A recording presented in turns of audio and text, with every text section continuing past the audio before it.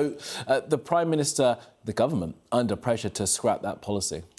Well, yes, it's become a bit of a totemic issue for the Labour government. Ever since they were elected last summer, they ended up removing the whip from 7 of their MPs just weeks after they first came to power, after the group voted against the government in supporting an SNP amendment which called for the two-child benefit cap to be scrapped. Many MPs clearly see really much of the purpose of a Labour government to be reducing child poverty, and charities frequently argue that this would be the single most effective way of achieving that. The stats often cited that it would, at a stroke, bring 350,000 children out of poverty, 700,000 out of deep poverty, but clearly it comes at a cost, some £3.5 billion.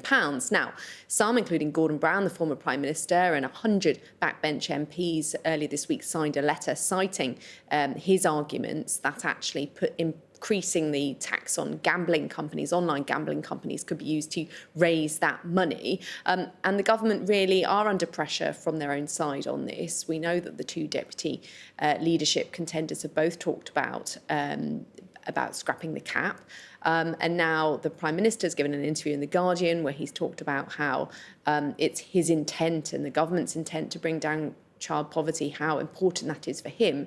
That's very much a message we heard echoed from the Education Minister, Josh McAllister, newly appointed to that role, and himself a former teacher earlier. And I think really doing a little bit of a dance about whether the government is planning to announce that they're lifting the cap at the conference, but very much giving an indication that he would support that if that's to come.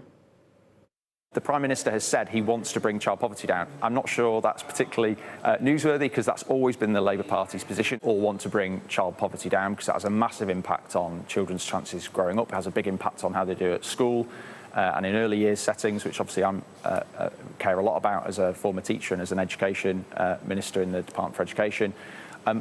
The two-child benefit cap changes would be a really big way of bringing child poverty down. I think everybody recognises that, but there are lots of choices to make about how to use money to effectively tackle child poverty. I'm not setting those out today. I'm explaining that the thing we are funding and announcing today is an extra 2,000 primary schools that will get free breakfast clubs from April next year.